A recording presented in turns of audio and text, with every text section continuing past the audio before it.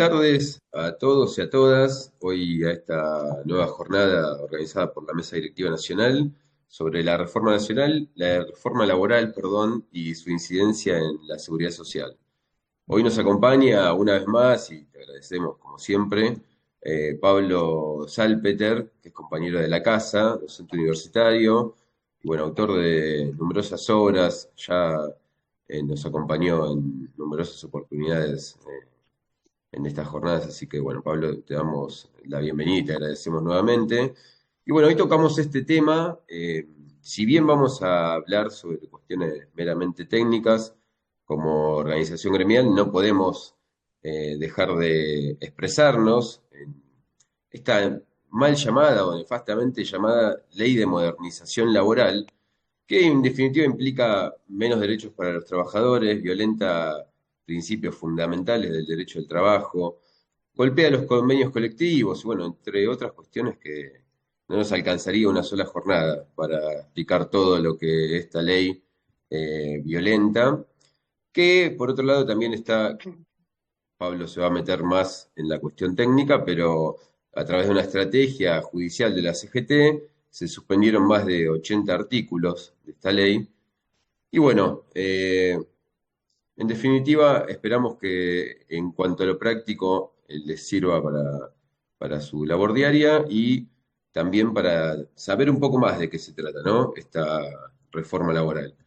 Les pedimos que en el chat completen la asistencia en el link porque les vamos a estar enviando a todos los certificados y el material, que el material no solamente va a ser el de la charla en sí, sino también le vamos a mandar el fallo, este que yo les comentaba, de la CGT, que logró la CGT. Contamos con intérprete en lengua de señas y bueno, para quienes lo necesiten pueden habilitar también los subtítulos.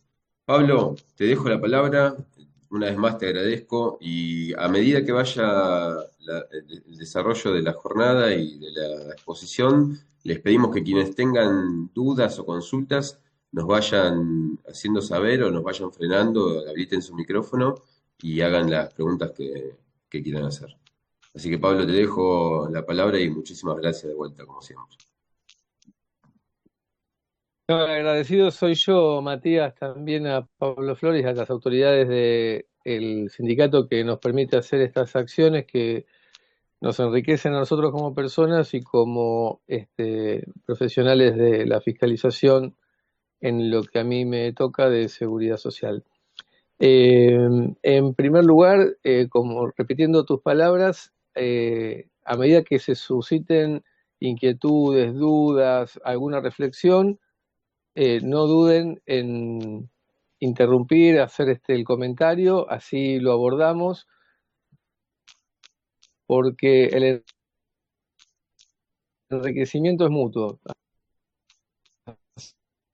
Así como ustedes van a escuchar, que hacer con ustedes o la de los compañeros de todo el país, que no es poco tener este espacio de intercambio, que no es muy a menudo en el organismo. Vale una aclaración respecto de esta ley. Está el fallo de la cautelar que suspende más de 80 artículos. Hoy se levantó una suspensión respecto del artículo 55 de los intereses. Por lo tanto, el artículo 55 dejó de estar suspendido. Para entender también, como decía Matías, el porqué de la cautelar lo van a tener ustedes en la sentencia que les va a pasar. Todavía no está ratificada ni revocada por Cámara, es solamente de primera instancia. Quienes critican la cautelar dicen que puede llegar a aplicarse una inhibitoria porque hay otro expediente en trámite. Dicen que se ha expedido en abstracto y que no ha ponderado materialmente el daño que podría causar. Dicen también que está cargada de dogmatismos y que, siendo el demandado el Estado Nacional, la competencia no debería ser la laboral. Esto para entrar en contexto y poder tener todas las campanas. Esta ley es del 6 de marzo, se llama modernización laboral. Yo tengo entendido que la Edad Moderna terminó con la Revolución Francesa o la norteamericana, 1776 o 1789, que ahora estamos en la Edad Contemporánea, con lo cual personalmente a mí el término modernización me hace un poco de ruido, si bien que es aceptado que tiene una connotación de actualidad. Vale una aclaración, yo voy a hablar exclusivamente de lo que respecta de seguridad social, no de lo laboral. Por lo tanto, vamos a entrar en la primera diapositiva, que es respecto al artículo 13, en la reforma del 23, pero antes mencionarles que en el artículo 2 deja afuera de la ley de contrato de trabajo a los trabajadores de plataformas porque los considera trabajadores independientes. También así, en el artículo reformado del 4, dice que se trata de una relación de intercambio, siendo que antes se decía que se trataba de una actividad productiva y creadora del hombre en sí y que solo mediaba y que luego debería entenderse que mediaba entre las partes una relación de intercambio. ¿Esto qué significaba?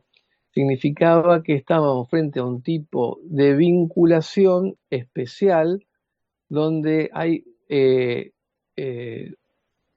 un sujeto que se somete al otro. Por eso no tenía las características de un contrato comercial, civil, etcétera, sino que tenía características propias. Ahora deja intercambio. Si entendemos intercambio por intercambio de libertad por propiedad, yo creo que no hay ningún inconveniente. Hay 4 teorías fundantes del derecho del trabajo, una que es la hiposuficiencia, que están en diferentes niveles de negociación, otro que es la doctrina social de la Iglesia, que básicamente habla de la caridad de quien tiene el poder por sobre el que no, y tenemos la de los bienes jurídicos, que es libertad por propiedad.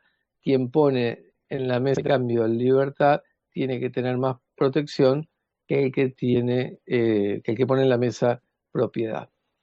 Dicho esto, vamos entonces al nuevo artículo 23, que básicamente habla de la presunción del contrato de trabajo y que, para entenderlo estructuralmente, el 21 es el contrato, el 22 es la relación, y lo que nos lleva a esto a entender es que la existencia material de una relación de contrato debe encuadrarse en la figura formal del contrato de trabajo. Por eso, si hay contrato 21 sin relación 22, nos lleva al artículo 24, que nos dice que un contrato celebrado que no llega a su etapa de ejecución se debe reparar mediante la vía civil con un mínimo de 1 mes de reparación. Pero si estamos frente a una relación laboral que no tiene contrato laboral, estaríamos en la presunción del 23, que nos dice, si usted no puede probar la existencia de los haces de dependencia jurídico, técnico y económico, vamos a presumir la existencia del contrato si es que hay una relación. Pues bien, este artículo cambia porque agrega que dice el hecho de la prestación de servicios, y ahí viene la cuestión, en situación de dependencia hace presumir la existencia de un contrato de trabajo. En situación de dependencia es la cuestión porque la presunción es un instrumento legal para cuando hay deficiencia probatoria. Un indicio es un hecho preexistente o posterior a otro que se ignora. La presunción es la aplicación de un cuerpo jurídico sin los elementos que le dan contexto, o sea, sin los haces de la relación de dependencia. Si yo tengo que probar la relación de dependencia, la dependencia técnica, jurídica y económica, no necesito de la presunción. Es como que yo dijera, a ver, eh, vamos a presumir la paternidad si el ADN da positivo. No sé si me explico. Cualquier comentario, lo charlamos. Pero la idea de la presunción es poner a la persona que está en una dificultad probatoria en ventaja frente a la cuestión jurídica. En materia del derecho laboral, se entiende que el empleador tiene una facilidad mayor a la del trabajador en la que es la formación de la prueba, la acreditación de la prueba. Por eso se habla también de la carga dinámica de la prueba. Cuando el trabajador pretende probar algo, pero la documentación está en poder del empleador, porque el trabajador no lleva el fichado de horas, no lleva el libro de sueldos, todo eso está en poder del empleador. Bueno, si el trabajador tiene que probar algo, dice, yo quiero probar esto, pero quien tiene la documentación es el empleador. Entonces se le exige al juez que al empleador aporte la documentación que obra en su poder. Eso se llama carga dinámica de la prueba. Y va emparentado con esta presunción porque el trabajador es muy difícil que pueda probar esta dependencia técnica, jurídica y económica. En realidad, para mí es más simple y tiene que ver con la ajenidad, que se inserte en una organización ajena. También hay que recordar, como dice al pie, que el artículo 4 de la 26063 sigue incólume frente a estas reformas legislativas. ¿Esto qué significa? Está hecho para el fisco el artículo 4 de la 26063. El 23 de la LST para las partes, para el trabajador y para el empleador. Pero el 4 de la 26063 está hecho para el fisco, que no se ha modificado, no tiene retoques. Tengan en cuenta que el 23, no con esta ley, sino con la anterior, la ley bases, se modificó y se cambió el sentido de que si la persona trabajadora está en relación, está en una relación jurídica con el empleador, digamos que el vínculo está exteriorizado. Esto es lo que se diferencia entre fraude y simulación. El fraude es el... ¿Se escucha bien, verdad? Sí, sí, se escucha perfecto. Sí, gracias. La diferencia entre fraude y simulación es que el fraude es el ocultamiento. Gracias. Y la simulación no es el ocultamiento, es la exteriorización de la relación, pero bajo otra figura jurídica. Este 23 lo que nos está diciendo es que la presunción, no sé cómo se instrumentará con esto que están diciendo acá de la situación de dependencia, pero que va a haber presunción exclusivamente en caso de fraude, no en caso de simulación. En caso de simulación no se activa este 23, sino que el trabajador va a tener que probar la dependencia técnica, jurídica, económica y especialmente la ajenidad. O sea que los frutos de la producción no son para sí mismos, sino que son para el empleador. Pasamos a la diapositiva siguiente, que es el artículo 29, y esto esto es lo que es la intermediación de trabajadores y va al revés de lo que era antes. Antes lo que importaba era la materialidad. Ahora lo que importa es la formalidad. O sea, si alguien lo registra al trabajador, a eso se le tiene que imputar las obligaciones laborales, sin perjuicio de las solidaridades. Porque acá es un tema muy importante respecto de la solidaridad, que es un mundo en sí mismo, y siempre el 29 y el 31 se trabajaron de una manera especial, y el 29 bis y 30 de otra, en relación al artículo 8 de la 11683, pero ojo porque acá nos están cambiando los paradigmas. Ahora, la formalidad prima a los efectos del reclamo. ¿Mm? Y la restricción también se extiende, esto es coherente de la solidaridad exclusivamente al tiempo de la prestación, ¿no es cierto? Si alguien cede personal por un tiempo, es responsable por esas posiciones, por esos meses, por esos periodos exclusivamente. Pasamos a la siguiente, el 29 bis, esto es las empresas de servicios eventuales que tienen legitimación y están habilitadas por la Secretaría de Trabajo para su ejercicio.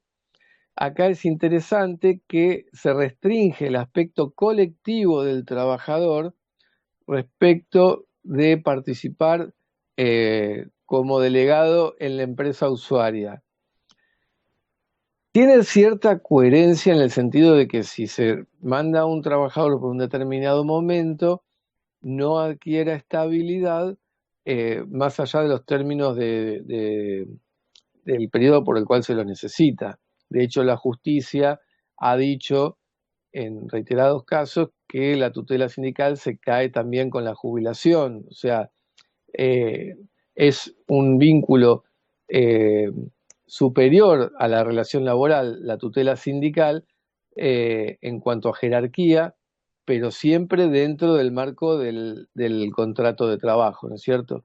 Acá lo que yo me pregunto es cuál va a ser el derecho sindical del trabajador eventual, ya que si no puede tener representatividad respecto de la usuaria, podría tenerlo de la empresa de personal eventual, siendo que es no permanente.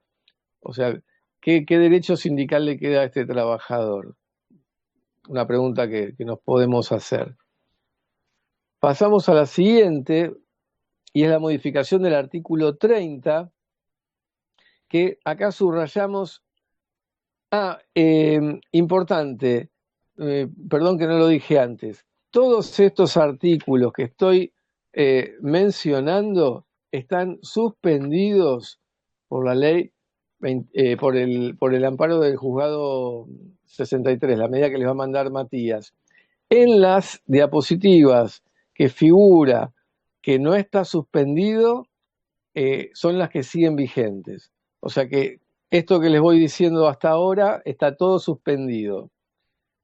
Hay algunos criterios de algunos juzgados, tribunales de distintas provincias que sostienen que los fallos de la Justicia Nacional del Trabajo no les son oponibles y que por más de que se suspenda en la capital federal, no tiene efectos en el resto del país. Otra parte de la doctrina dice que al ser medidas colectivas, alcanzan a todos los sujetos más allá del territorio de la jurisdicción del, del tribunal que dicta la medida. Yo les digo todas las posturas para que ustedes sepan cómo manejarse. Acá, ¿qué agrega este artículo 30? Actividades accesorias o coadyuvantes que quedan afuera de la solidaridad. Bueno, habrá que definir el concepto de actividades accesorias o coadyuvantes. Seguridad, limpieza, servicio de computación, mantenimiento de redes, asistencia robótica, servicios de inteligencia artificial. Vaya a saber qué podemos poner o sacar en actividades accesorias o coadyuvantes. Es una novedad que se agrega. También pone que el cumplimiento de estos 5 requisitos que establece acá exime de toda responsabilidad al principal. Aunque el obligado a cumplir estos 5 requisitos le mienta. O sea que lo toma, digámoslo así, de buena fe. Vamos al 31, grupo empresario. Si bien costó mucho llegar a la definición de cuándo estamos frente a un grupo empresario o empresas relacionadas, ahora le tenemos que agregar el concepto de fraude. ¿Por qué? Porque si no hay fraude, no hay solidaridad. Ojo con esto, porque no alcanza con decir relaciones entre empresas vinculadas. Hay que demostrar que se constituyen con el objeto de generar fraude, y no es nada fácil. Vamos a la siguiente. Artículo 80. Esta es una de mis preferidas. El artículo 80 es el certificado de trabajo o certificación de servicios. A ver, durante mucho tiempo se decía si era lo mismo o distinto entre el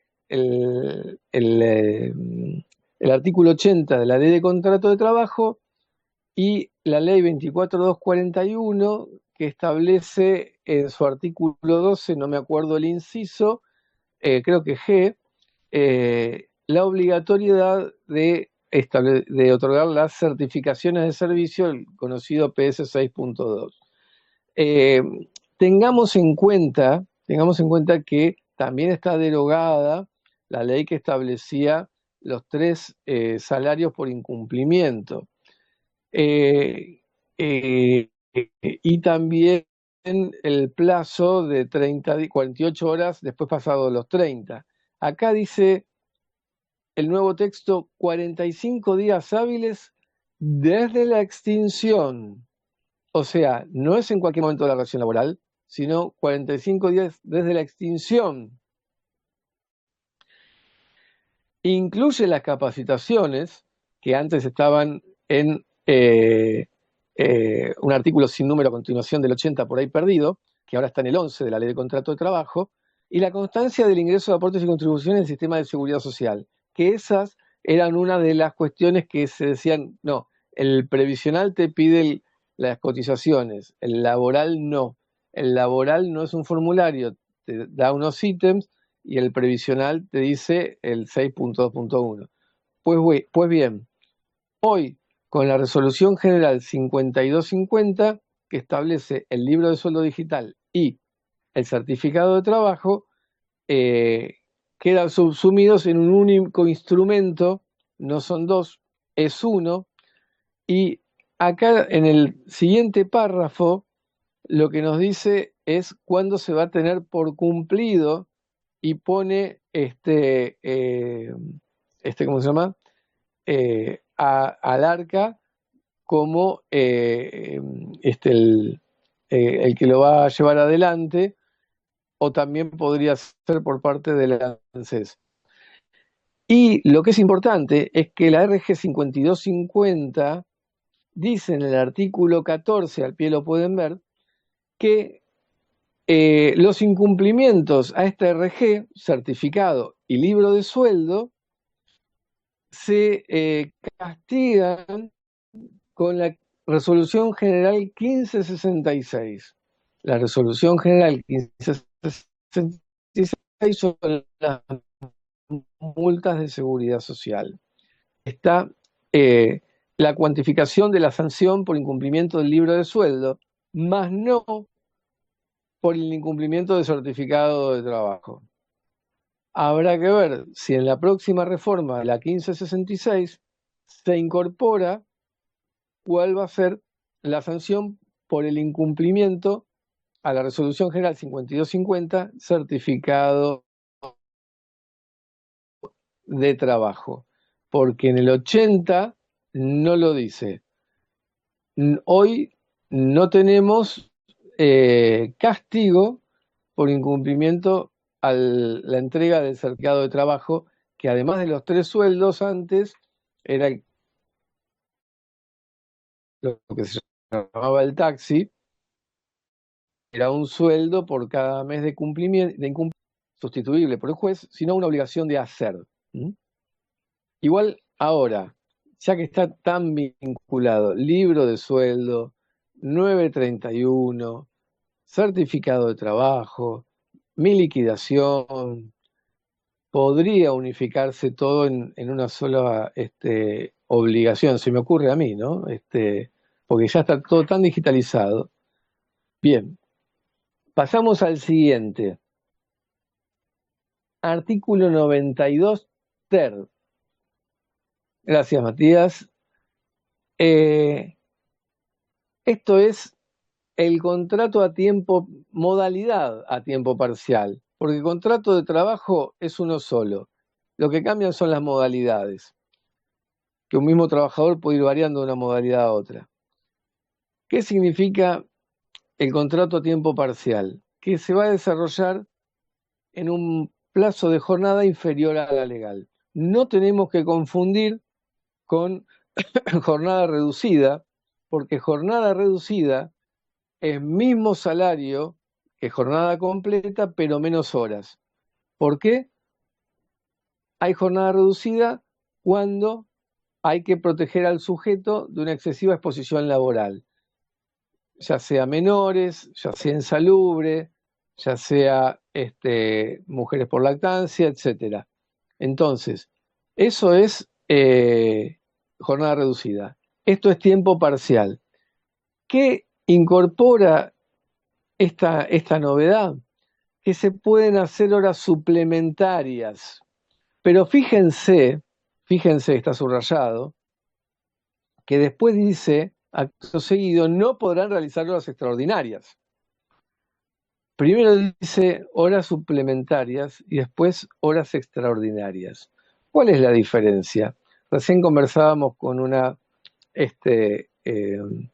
afiliada que mencionaba que liquidaba sueldos y sabemos que la diferencia entre suplementarias y extraordinarias es que las suplementarias no se pagan 1.5, se pagan al valor de una hora normal. Y es cuando el empleador tiene un trabajador en una jornada inferior a la legal y hasta la legal le va a pagar las horas suplementarias al mismo valor de una hora normal, solo que las extraordinarias se van a pagar al 1,5, al 2 o al 3 o a lo que diga el convenio específico, que hay un montón de opciones para pagar extraordinarias. Pero tengan muy presente esto, especialmente quienes trabajan en lo que es la liquidación de sueldos o la fiscalización o lo que sea, la diferencia entre suplementarias y extraordinarias, porque una hora suplementaria liquidada al valor de una hora normal, no hay diferencia de remuneraciones. Al pie después dice que la obra social tiene que pagarse por completo y los convenios colectivos podrán determinar el tope máximo de trabajadores a tiempo parcial. Esto es una novedad, vamos a ver qué dicen los convenios. Otra cosa importante que me olvidaba de las horas suplementarias y las extraordinarias. Que no podrán realizar horas extraordinarias es una prohibición que va dirigida al empleador, no al trabajador. Recuerden bien, es una prohibición que está dirigida al empleador. El trabajador, por cada hora que está a disposición del empleador, tiene derecho a cobrar su salario acorde a la norma. Si se excede de la jornada legal y son horas extraordinarias, va a tener que cobrar, pero lo que va a suceder es que se le va a caer esta modalidad 92 ter y va a ser a tiempo completo. Pero recuerden esto porque hay muchas cuestiones que operan para las partes, pero hay muchas otras que tienen un direccionamiento específico. que es el empleador. Es como el plazo. El plazo del contrato no es para el trabajador, si no sería una esclavitud. El plazo es que debe cumplir el empleador. Pasamos a la siguiente. 103 bis de la Ley de Contrato de Trabajo. Esto, algunos lo llaman remuneraciones no remunerativas, algunos le dicen prestaciones de seguridad social. A mí, yo hace mucho tiempo atrás escribí un artículo sobre esto. Dije, ¿cómo hacemos para diferenciar si algo es remunerativo o no remunerativo?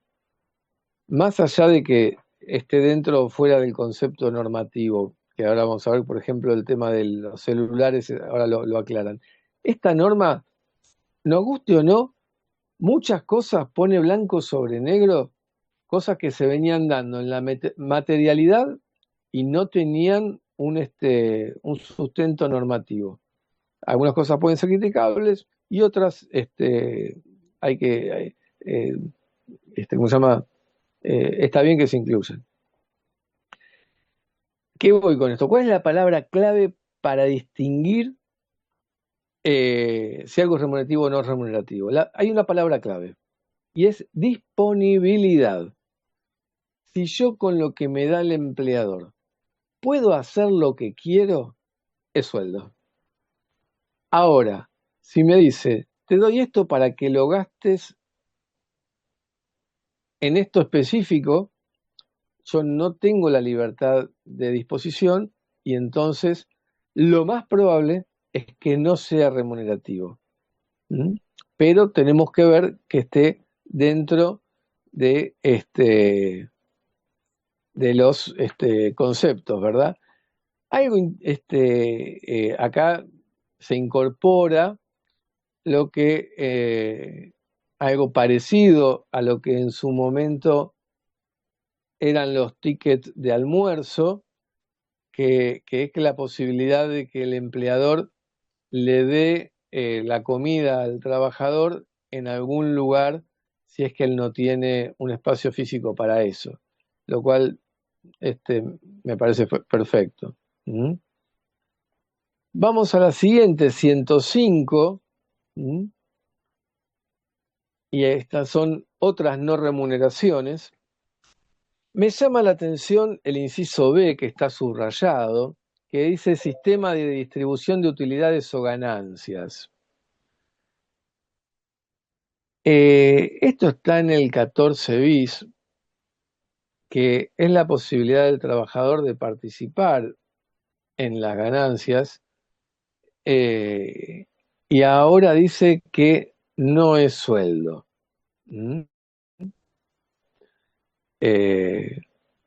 Vamos a ver qué es lo que dice la jurisprudencia, porque si hay bonos de fin de año, si hay, como dicen acá, distribución de utilidades o lo que fuera, bueno, habrá que ver qué es lo que dice la jurisprudencia o la autoridad de aplicación, que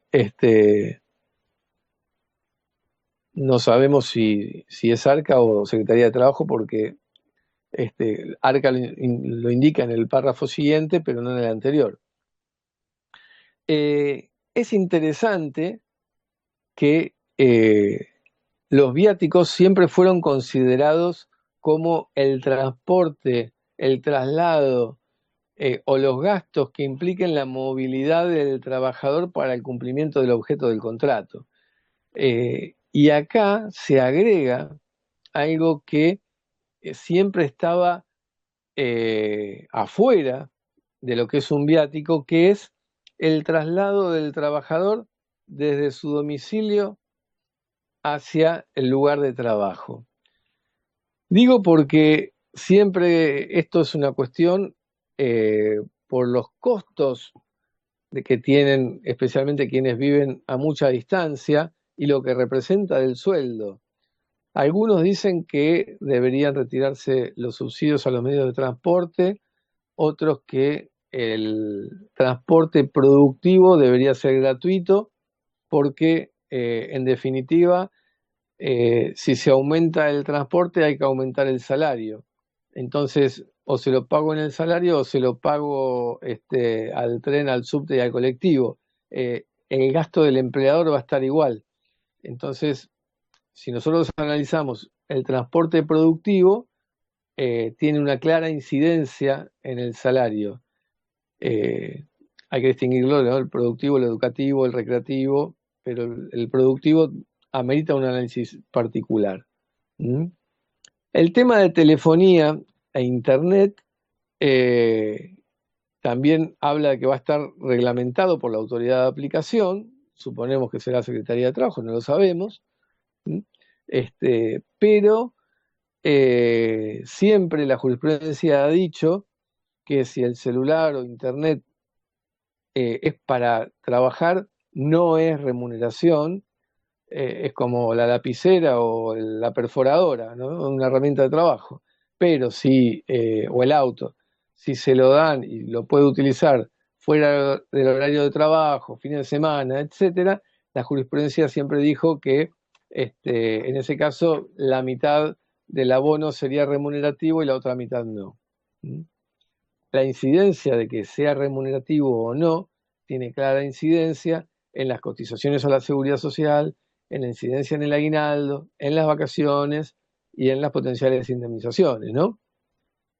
Pasamos al 140 ahora, que es el recibo de sueldo. Es interesante porque a los efectos de la fiscalización y el entendimiento de la liquidación del recibo de sueldo, cuando se paguen comisiones, perdón, hay que poner sobre cuánto. Antes poníamos comisiones 232, cantidad o pesos. Ahora hay que poner el total y el porcentaje o la cantidad que corresponde sobre el total. Eso está piola para que el trabajador sepa por qué le pagan lo que pagan o el fiscalizador también pueda ver si estaba bien calculado. Esto es muy interesante porque el recibo de sueldo ha perdido su naturaleza. ¿Esto qué significa? El recibo de sueldo es una constancia de liquidación, no es un recibo de sueldo. Recibo de sueldo es la transferencia bancaria donde el trabajador identifica que tiene acreditado el importe para gastar hasta el siguiente cobro. Eso es un recibo. Cuando liquidábamos sueldo y ensobrábamos detrás de los recibos y poníamos la plata adentro, por supuesto que hasta que no estaba firmado no le entregábamos los billetes. Pero hoy en día con la transferencia, el recibo de sueldo carece de naturaleza jurídica de constancia de cancelación de obligación y es meramente una orientación de liquidación para que el trabajador sepa por qué cobró lo que cobró. Y después tendrá los 2 años para reclamar si está de acuerdo o no. Por eso siempre esta cuestión de firmo en disconformidad, no te firmo el recibo de sueldo, no tiene ningún sentido porque simplemente te aviso que vas a cobrar esto. Lo mismo que el trabajador que se lleva el recibo de sueldo, falso. Un trabajador nunca se lleva un recibo de sueldo. Un trabajador lo que se lleva es una copia del recibo de sueldo que no necesariamente tiene que estar firmada por el empleador. La verdadera liquidación es la que tiene el empleador firmada por el trabajador y el verdadero recibo es el débito de la cuenta corriente y el crédito en la caja de ahorros, cuenta sueldo del trabajador. Eso es lo que corresponde. Lo que es interesante también es que se agrega que se incluirán en el recibo las contribuciones y conceptos abonados por el empleador con la concreta determinación del importe. Esto es para que el trabajador sepa algo que muchas veces aparece diluido. Cuando se le pregunta a un trabajador, ¿cuánto ganas? Siempre, en el 95% de las veces, dice el neto. O sea, lo que recibe en la cuenta sueldo. Y cuando se le pregunta a un empleador, ¿cuánto te cuesta un trabajador? Lo que va a decir es el neto más los aportes, más las contribuciones, más las previsiones, más las provisiones, por lo que va a pasar y por lo que puede pasar. El porcentaje estimado de ausentismo, la potencialidad de que se muera o que lo despida, etcétera, etcétera, etcétera, que es entre el doble y el triple. Esa diferencia, ese abismo entre lo que recibe el trabajador y lo que le cuesta al trabajador al empleador, lo que quieren acá es que quede evidenciado en la constancia de liquidación mal llamada recibo. Esta norma no está suspendida, como ven al pie, por la cautelar que mencionaba Matías. Pasamos a la siguiente. ¿Hasta acá ningún comentario, Matías? No, hasta acá ninguna pregunta. Hasta acá ninguna pregunta. Bueno, o entienden todo o no entienden nada. Esperemos que sea lo primero. Bueno, ok. Seguimos. Artículo 143. Esto es el plazo por el cual, gracias Marcela, el plazo por el cual debe conservarse la documentación laboral. Sabemos que la prescripción de la 2744 es de 2 años. Y agregan algo que sabemos que nos dedicamos a esto, que es que la 14236, en su artículo 16, establece que la prescripción es de 10 años para las obligaciones previsionales. O sea, que a los efectos previsionales hay que guardarlas 2 años. Lo cual es, si yo tengo que guardar las cuestiones laborales por 2 años y previsionales por 10, ¿por cuánto lo tengo que guardar? Por 10. O sea, es simple, no tiene sentido que diga 2. O sea, en materia de prescripción, un trabajador no puede exigirle a un empleador que exhiba una documentación después de los 2 años. Ahora, previsionalmente, las tiene que mantener por 10, más las suspensiones que conocemos de las distintas leyes que han suspendido la prescripción. Bien. Lo que es interesante es que dice que la posibilidad de conservación de recibos y que el último no implica que los anteriores estén cancelados. Esto entiendo que es por una referencia a la 24240, la Ley de Defensa del Consumidor, que dice exactamente lo contrario en los servicios públicos. O sea, si yo tengo una boleta de agua que me dice que no debo nada, significa que no debo nada de acá para atrás. Es una especie de libre deuda. Acá, en materia previsional, no pasa eso. Seguimos. 278. Es muy interesante. Personal no registrado. Acá dice que en caso de un juicio de un trabajador no registrado, el juez tiene que mandar a ARCA los antecedentes para exigir las deudas que se deban. Nosotros acá en este sentido tenemos la Resolución General 3739 del 2015 que obliga a los juzgados, a los secretarios, a remitirnos de manera digital estas cuestiones para la determinación de deuda con un procedimiento impugnatorio abreviado, con una escasa producción de prueba, para que sea más ágil el cobro de lo debido, ya que la apertura a prueba se ha producido en sede judicial, con lo cual no tiene sentido volver a abrir a prueba en sede administrativa. Hace tiempo publiqué un artículo que se llamaba Los hechos se discuten una sola vez. ¿Había una pregunta, puede ser, por ahí? Sí, pregunta Teresita Blasco. ¿El reclamo laboral por diferencias de haberes no debe hacerse antes de los 2 años? Claro, Mm. contra el empleador, exacto. Sí. ¿Y cuál sería la duda? Teresita Velasco, si estás en sala. Sí, sí, te escuchamos. Estamos de acuerdo. Esa es la Es pregunta. por 2 años. Por Claro, dos- está bien, sí, sí. Es por 2 años y por eso tiene que guardar 2 años por las obligaciones laborales. Pero si un inspector le genera una orden de intervención y le pide 4 años para atrás, le tiene que mostrar el recibo de sueldo. Si lo rompió, y vamos a poner un ejemplo práctico.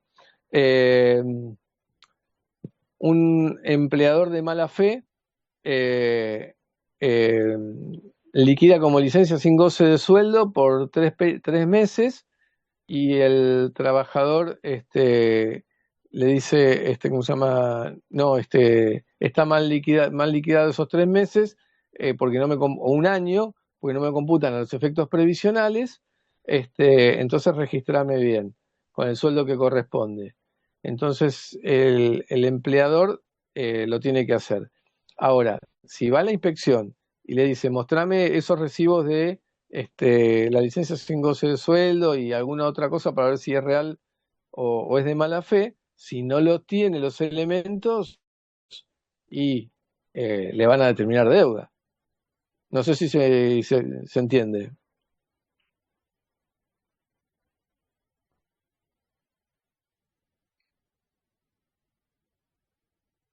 Bueno, seguimos. Es interesante que dice que en el caso de contribuciones adeudadas a la obra social, lo único que puede reclamar el trabajador es lo que haya pagado de cotizaciones a la obra social que le correspondían al empleador. Esto vamos a ver la casuística, cómo se desenvuelve, porque eh, estas restricciones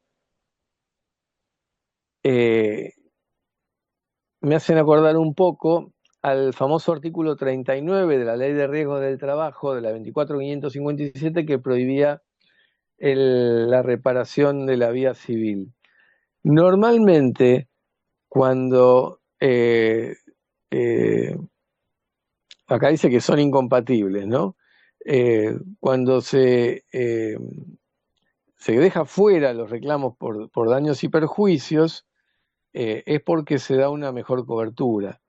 Eh, Acá vamos a ver qué es lo que dice la jurisprudencia con esto, porque es bastante extraño. Vamos a la siguiente diapositiva, que es el Fondo de Asistencia Laboral, el FAL. FAL, Fondo de Asistencia Laboral, sin ninguna otra acepción. Acá es interesante y lo trajimos porque impacta en seguridad social de manera directa. Este Fondo de Asistencia Laboral va a tener una detracción de la cotización previsional. A ver, ¿se puede reducir la cotización previsional? Sí, se puede. Esto nos lleva a otra pregunta. ¿Está vigente el artículo 188 de la ley 24.241? ¿Qué dice el 188? Que si se reducen las contribuciones, los recursos de la seguridad social, el gobierno tiene que hacer aportes adicionales para compensar esas detracciones. Porque en definitiva, más allá de dónde salga la plata, hay comprometidas obligaciones con los jubilados actuales y los futuros. Esto lo que significa es que cualquier trabajador, cuando cumple las condiciones objetivas para obtener la prestación, mal llamado beneficio, el Estado se lo tiene que dar y se lo tiene que dar de manera correcta. ¿De dónde saca la plata? Es un problema del ente gestor, del ANSES, no del afiliado.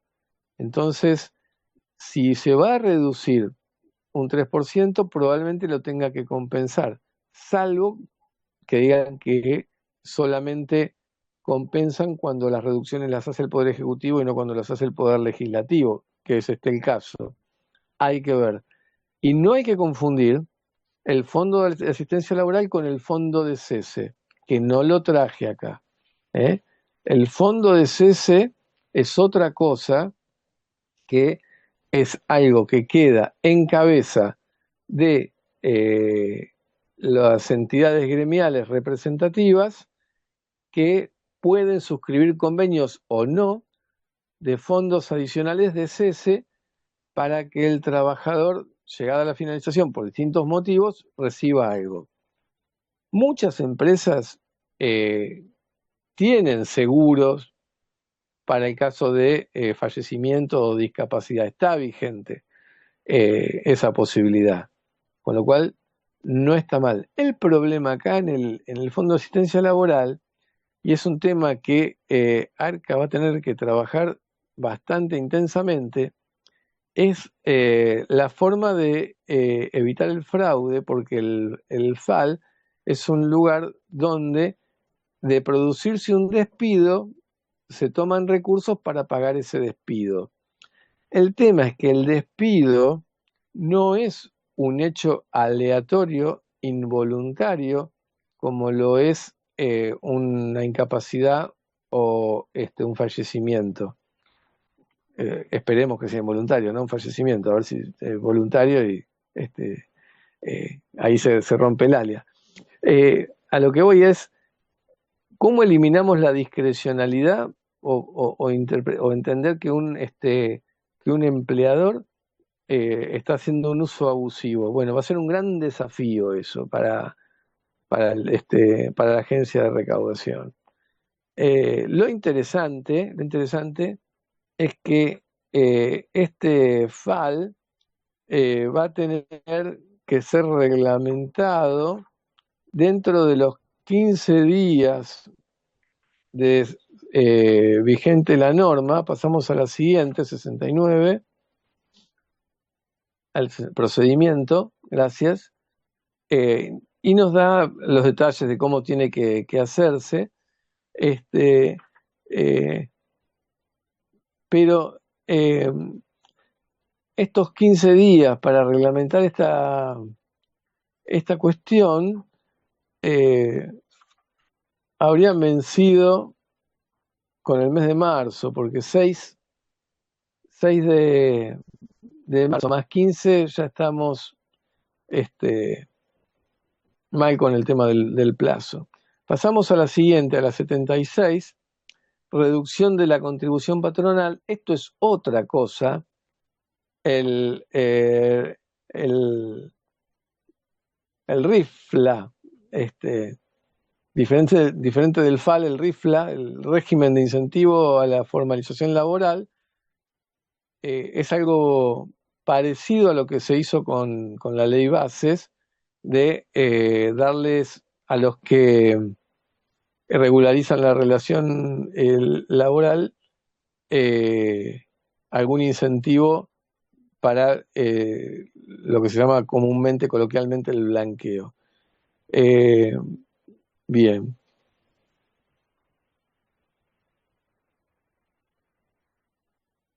Acá lo que nos dice es que los incumplimientos al FAL van a estar en el artículo 70 de la 11683 y en la 18820, o sea que se va a poder determinar deuda de manera muy expeditiva, como lo es con las deudas de las determinaciones de oficio de seguridad social, y vuelve a traer la 26063 que les dije.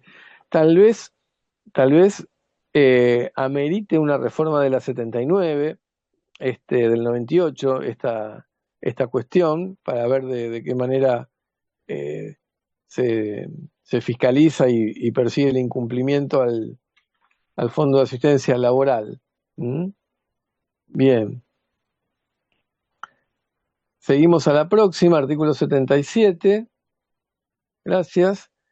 Lo que nos dice es que básicamente el 1 de junio del 2026 deberá estar vigente todo esto, salvo que el Poder Ejecutivo lo prorrogue por 6 meses más.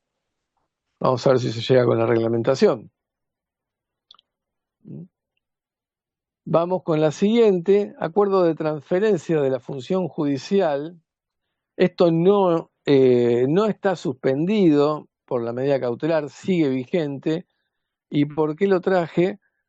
Porque así como la Justicia Nacional del Trabajo nos tiene que informar respecto de los fallos en los que hay relación de trabajo no registrada, el gobierno de la Ciudad Autónoma de Buenos Aires, como sucesor de la Justicia Nacional del Trabajo, va a tener que informar también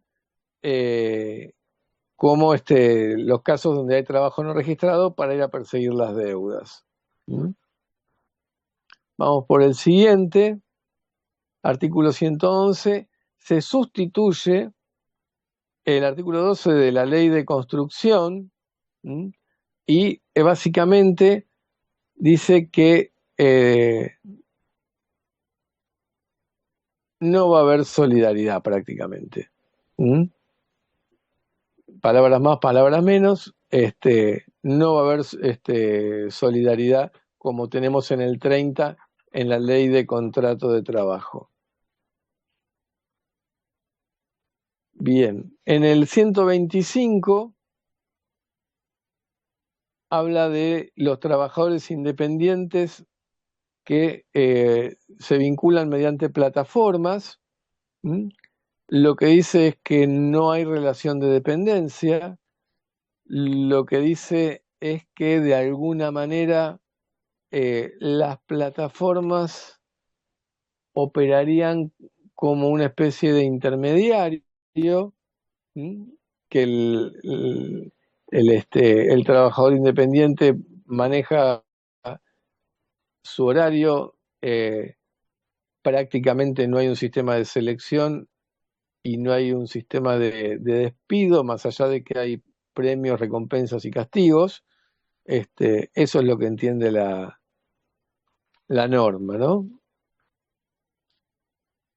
Después seguimos con el 159, que es la reducción de las cotizaciones laborales a quienes regularicen las relaciones laborales.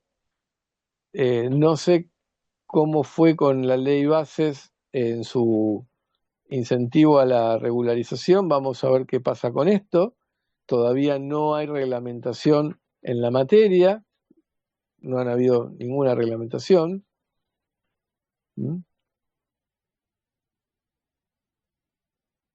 Y en el artículo 160, en el siguiente, básicamente lo que dice es quienes no pueden entrar en esta regularización, que los que están en el Repsal, y los que incurran en prácticas de uso abusivo. Da un par de ejemplos, pero no va a ser fácil de comprobar. Vamos con la siguiente.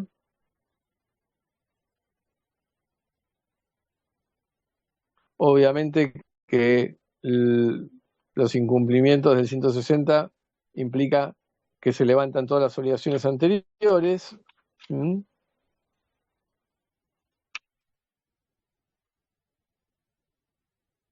Y el 168 nos genera un nuevo sistema de regularización del sector privado,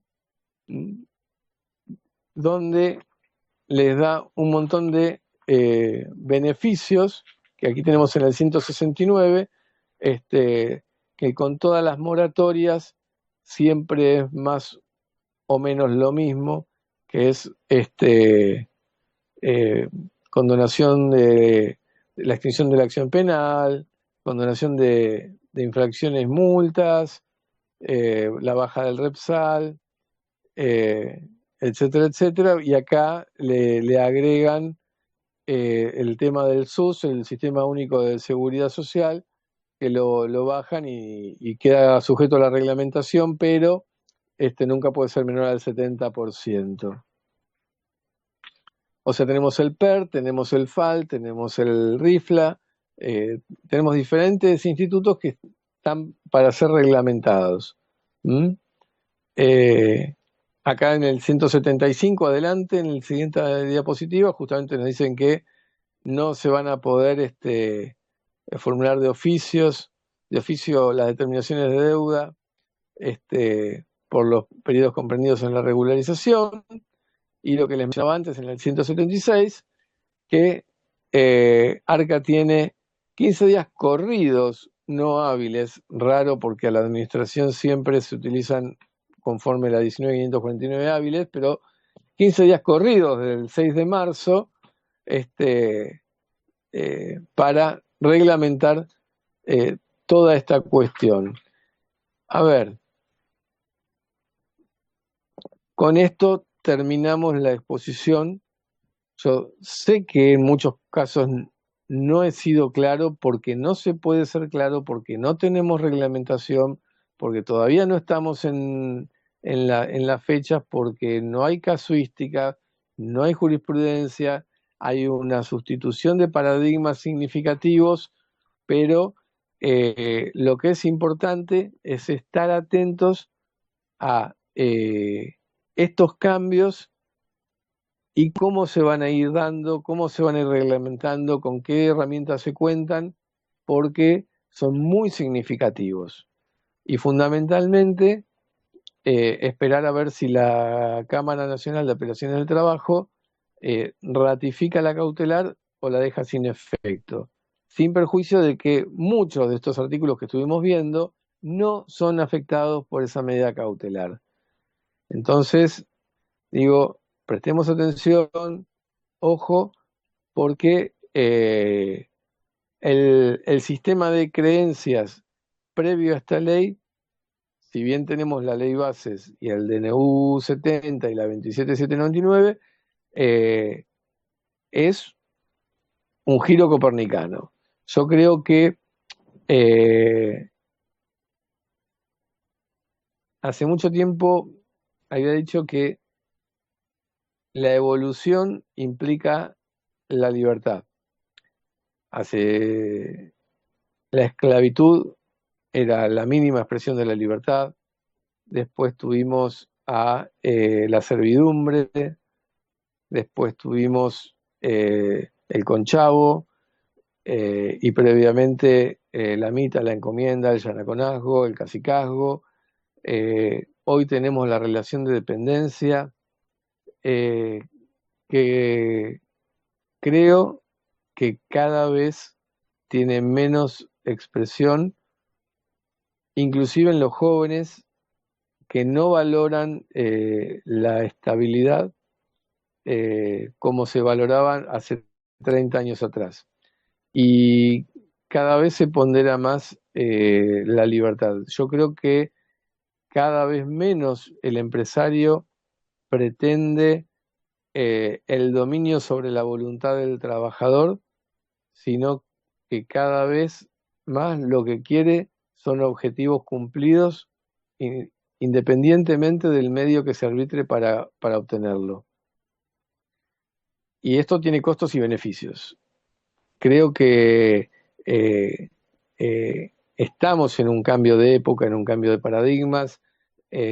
Las tareas cada vez son más específicas, lo que es repetitivo cae.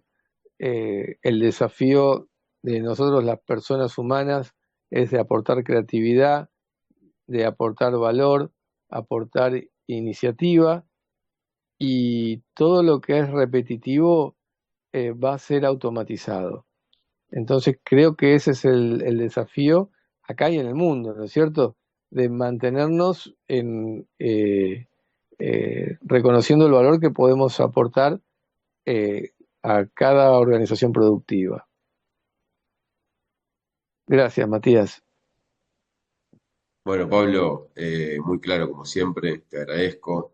Esta última reflexión, bueno, no hay preguntas, que de todas formas, si alguno quiere hacer alguna pregunta, es invitado a hacerla.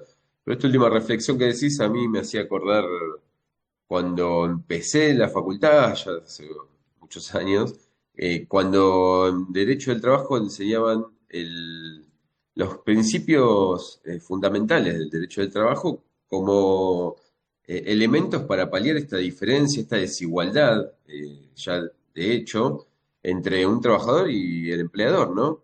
Que parecería que esta ley, lejos de modernizar, como dijimos antes, es un retroceso, como que alimenta esta desigualdad ya existente y que la ley de contrato de trabajo intentó de alguna manera paliar, pero bueno, seguiremos informando, capacitándonos sobre este tema, más allá de la pelea, tanto como se está dando la estrategia judicial como cada uno de los gremios. Y bueno, te agradecemos realmente tu participación siempre con nosotros. La verdad que aportás mucha claridad, sobre todo hoy en lo que es específico de seguridad social, pero que generalmente nosotros lo valoramos mucho porque nos da herramientas para nuestro trabajo diario. Así que bueno, te agradezco de verdad, lo agradezco en nombre de toda la Mesa Directiva Nacional. Y bueno, los esperamos a todos y a todas en la próxima jornada.